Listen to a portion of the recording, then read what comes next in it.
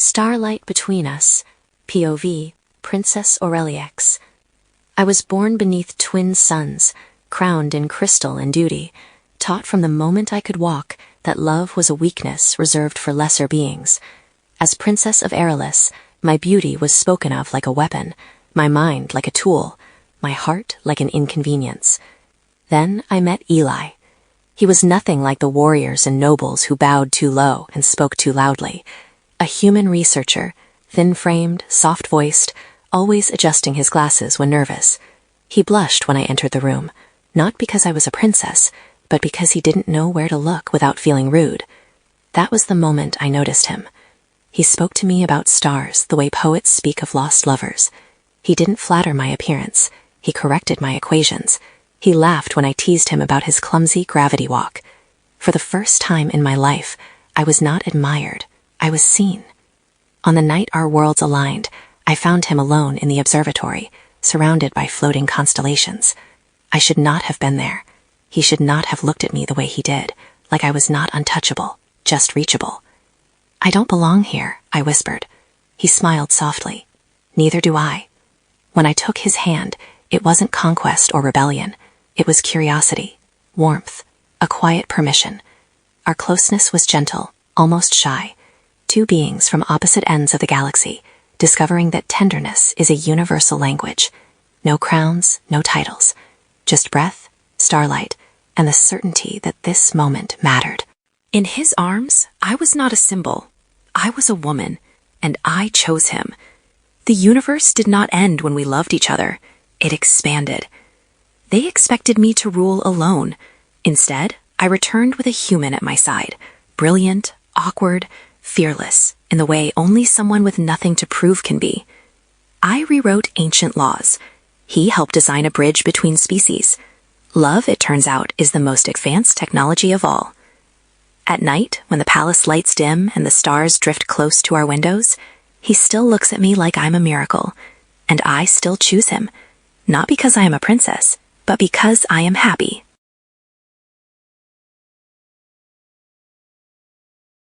Between her stars POV, Eli. I knew the moment she walked into the observatory that my life was no longer mine. Not because she was a princess, though everyone else seemed to freeze when her shadow crossed the light field, but because she looked at the stars the same way I did, like they were puzzles begging to be solved, not trophies to be owned. I was supposed to explain the orbital drift of the Aurelyx system. My voice cracked, my hands shook, I dropped my data slate. She laughed. Not politely, not delicately, a real laugh, warm, musical, completely unroyal. And just like that, the most powerful being in the room became someone. She asked me questions, hard ones. When I corrected her, she leaned closer instead of pulling rank. When I rambled, she listened like every word mattered. No one had ever done that before. I'm just a nerdy human scientist. I memorize star charts for fun. I forget to eat when I'm focused. I never imagined someone like her, stunning, brilliant, glowing like she was carved from starlight, would choose to sit beside me when the room was full of admirers. But she did. That night, the observatory was quiet. Just us and the slow dance of galaxies beyond the glass. She told me she was tired of being adored and exhausted by being alone. I told her I'd spent my life feeling invisible. When our hands touched, it felt right, natural, like gravity had finally made sense. There was no rush, no fear, just closeness. A shared warmth that crossed species, status, and stars. In that moment, I wasn't a human among aliens. I wasn't a nobody in a palace of legends. I was someone she chose. They call me the man who changed history. I know the truth. I just loved a woman who refused to let the universe tell her who she was allowed to love. Now we build worlds together. I map the stars, she reshapes the future. And every night, when she rests her head on my shoulder and smiles like the galaxy finally makes sense, I realize something incredible. The smartest thing I ever did was believe I was worthy of her. And the happiest ending of all? She still laughs when I drop my data sleep. Between her stars, through the dark, POV, Eli. The universe didn't punish us immediately. That came later. At first, it was small things, meetings I was no longer invited to, conversations that stopped when I entered the room. The way guards watched me too closely when I walked beside her, hands carefully not touching in public, as if proximity itself were treason. I understood the math of gravity, the language of stars, the elegance of collapsing systems. What I didn't understand was power. She was a princess of Aurelyx. I was a human anomaly. When the council discovered our bond, they called it contamination. They said humans were volatile, emotion-driven, short-lived. They said I would weaken her claim to the throne, compromise her genetic legacy, stain millennia of bloodline purity. I stood in that chamber, surrounded by beings who could erase me with a word, and realized how fragile love looks from the outside.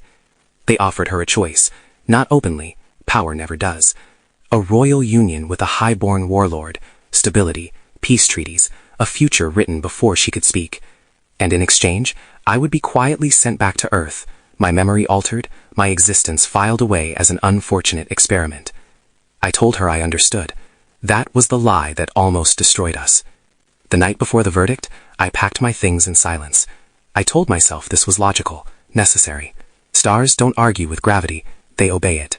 She found me anyway. Her eyes were bright, furious, wet with something she never allowed herself to show in public. "You don't get to disappear to protect me," she said. "I didn't choose you because you were safe." That was the first time I truly saw her power. Not her title, not her beauty, but her refusal to bend. They imprisoned me the next day. A transparent cell, orbiting the palace like a reminder. No pain, no cruelty, just isolation. The most elegant punishment imaginable. Days passed, or weeks. Time behaves strangely when you're waiting to be erased. I thought she had chosen the throne. I was wrong. She shattered tradition the way stars shatter darkness. She stood before the council and renounced the ancient succession right, declared a new doctrine, sentient equality, binding across species. She exposed their secret accords, their genetic purges, their quiet atrocities committed in the name of order. Civil unrest followed, threats, assassination attempts, and still she didn't waver. When they released me, the palace was different, quieter, older somehow. She met me not as a princess, but as a woman who had burned her own cage to the ground. "I don't know what the galaxy will become," she said, "but I know who I choose." I had never felt smaller or braver in my life. The road wasn't easy after that. Exile, reconstruction, enemies who smiled and waited. Love doesn't erase darkness, it just gives you a reason to walk through it. Now, years later, we live on a station between systems, where no one bows unless they want to. I teach. She governs differently, listening first, ruling second. Sometimes I still wake up afraid that I'll lose her to the weight of the universe. She always pulls me closer and whispers, "I already defied the stars once." And I believe her, because the darkest obstacle we ever faced wasn't the galaxy. It was believing we were allowed to choose each other. And we did. Between her stars, the price of defiance. I used to believe the worst thing the universe could do was take her away from me. I was wrong. Peace never lasts when old powers survive in silence. Years after we left Aurelyx, after the speeches and the reforms and the carefully curated hope, the remnants of the High Council returned, not as rulers, but as ghosts. They hid behind proxies, mercenary fleets, and a doctrine older than mercy: order must be preserved at any cost. We were the cost. The first attack came without warning, a civilian station reduced to plasma. The second was targeted, our home. We escaped by seconds, the stars outside the viewport burning where our life had been. She didn't cry. That terrified me more than the explosions. "They won't stop," she said calmly. "Not while I live." That was when I realized the truth she'd been carrying alone. Her existence was the symbol, and symbols invite annihilation. The weapon they built to end her wasn't a fleet, it was me. They hacked the old human Aurelyx neural bridge tech, the same interface I helped design years ago. They implanted a kill logic tied to my biosignature. If I came within a certain range of her, the system would trigger an energy cascade capable of tearing her molecular lattice apart. A poetic solution, they thought. Turn love into a bomb. When I found out, I felt something inside me collapse, quietly, completely. She wanted to destroy the device. I wanted to disappear. "If I stay away," I said, "you live." She looked at me like I'd just spoken her native language wrong for the first time. No, she said. If you leave, they win. The final confrontation wasn't a battle. It was a choice.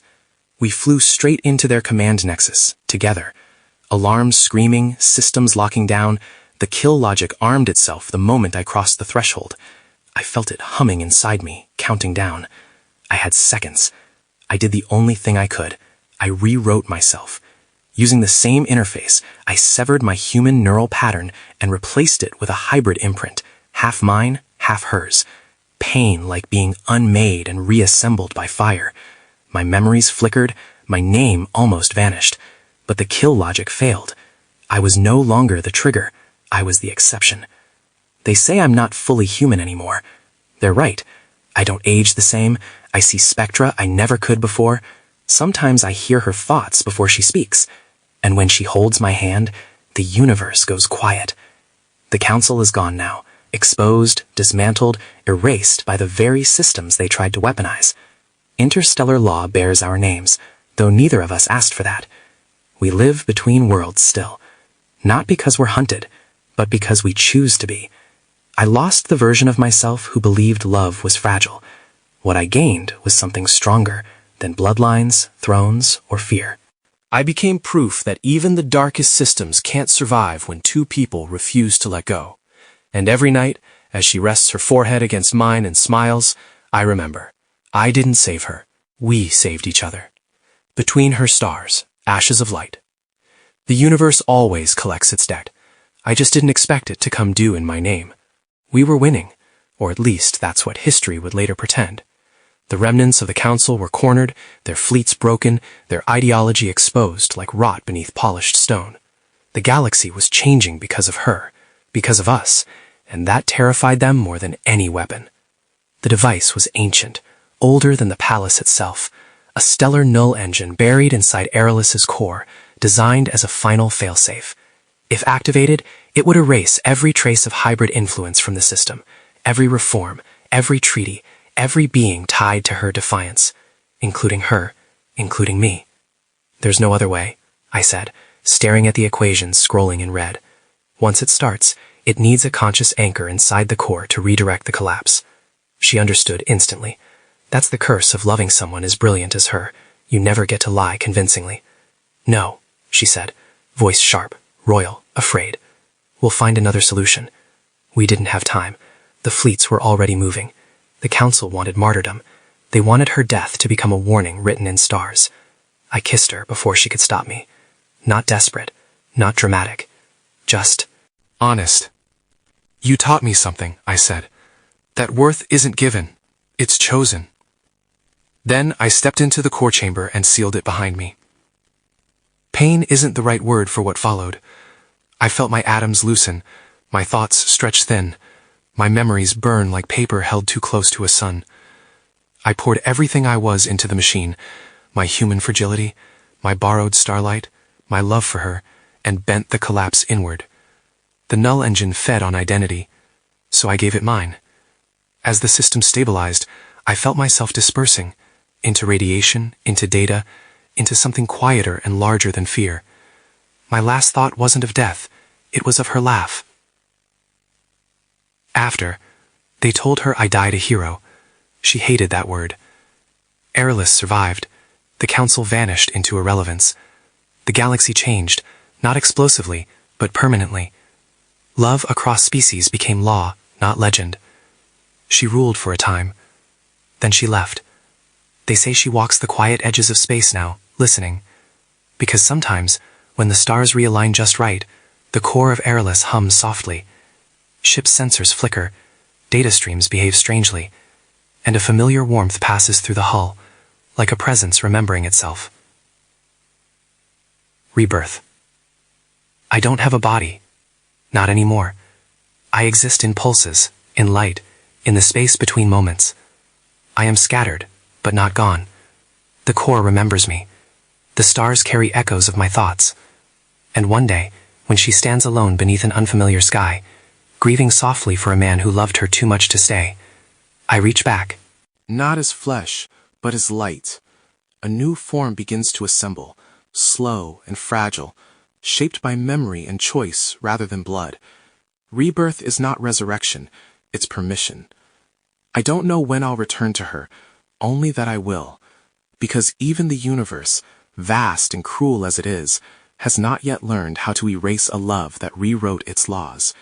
And when I open my eyes again, the first thing I will search for is her stars. Between her stars, what returns? Rebirth is not gentle.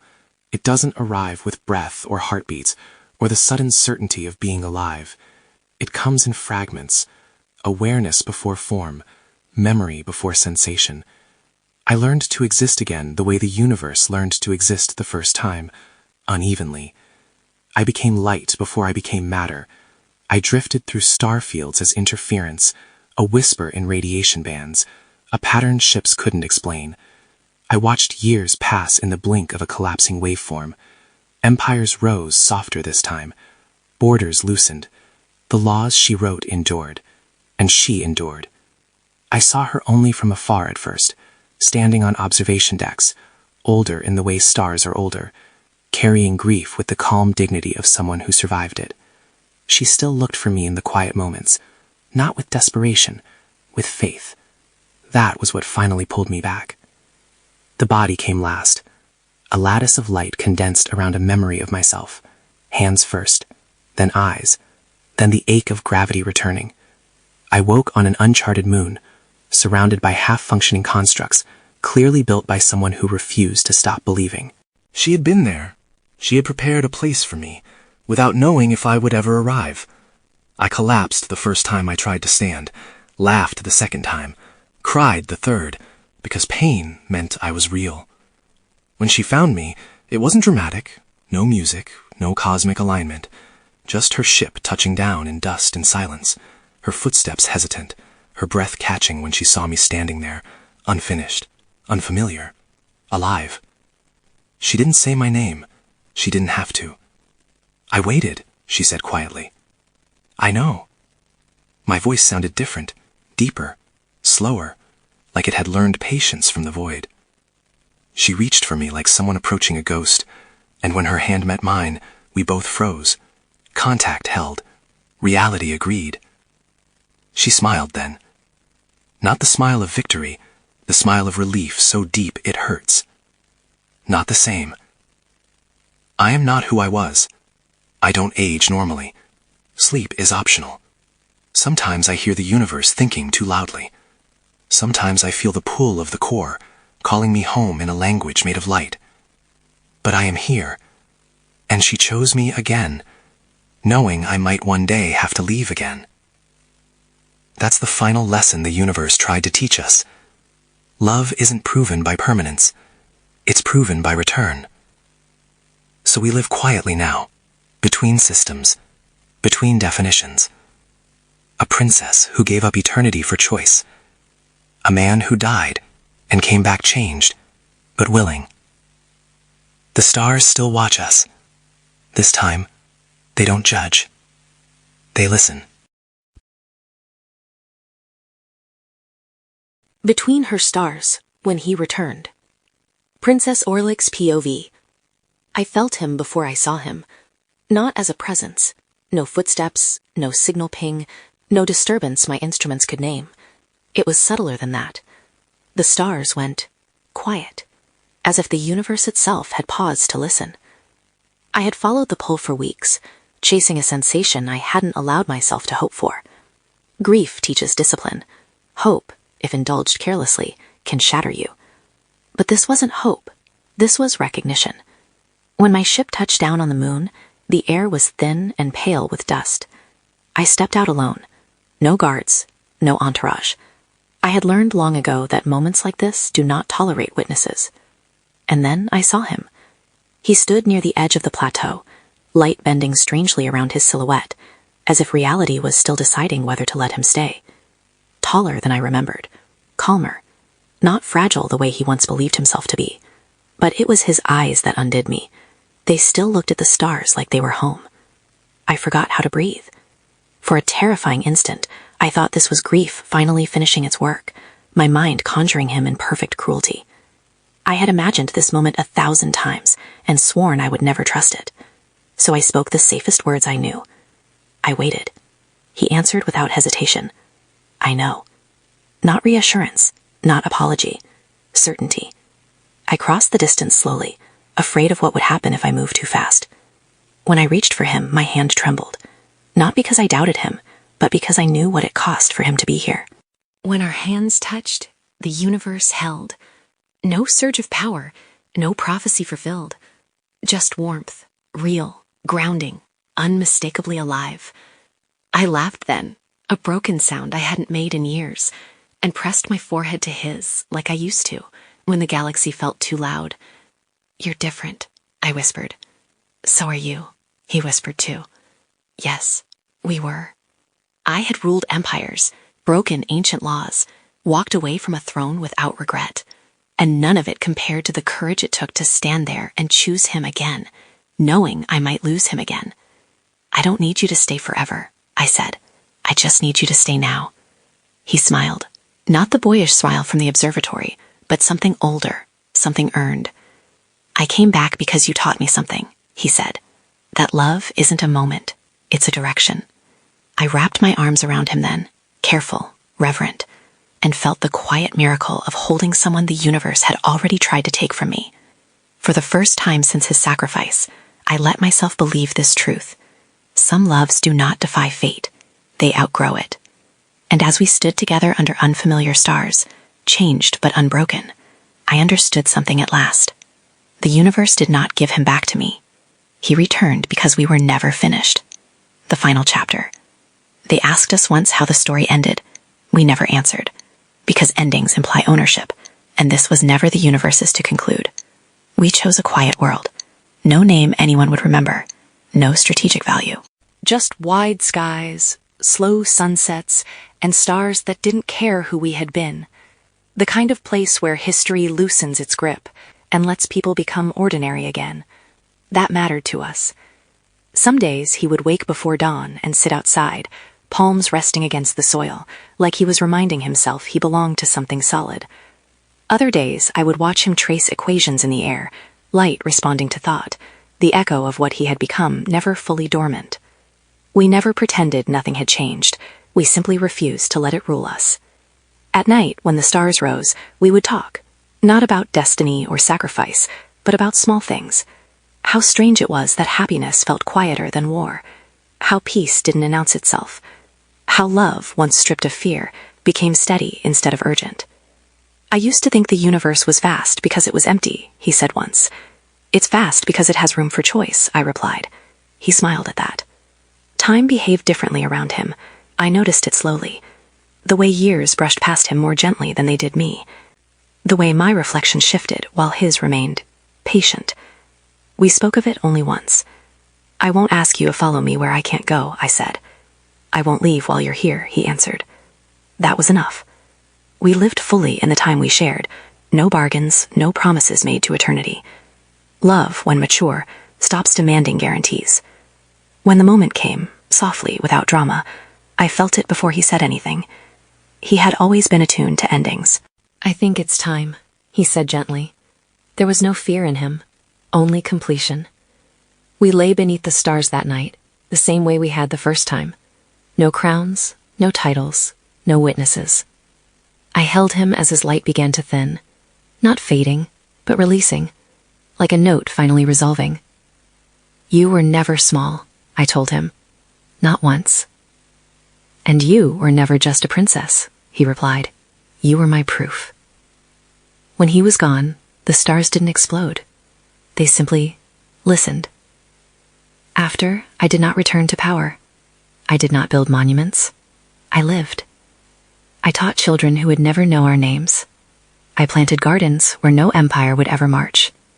I aged, as all living things should, carrying grief not as a wound, but as a companion. Sometimes, in the quietest hours, the light bends strangely near me. Systems hum when they shouldn't. The stars feel closer than physics allows. I don't reach for him anymore. I don't need to. Because love like ours doesn't end. It disperses. It becomes part of the universe's structure. woven into probability, etched into choice, present wherever someone defies fear and chooses tenderness instead. That was our final chapter, not written in blood or fire, but in the simple, radical act of loving until the universe had nothing left to take.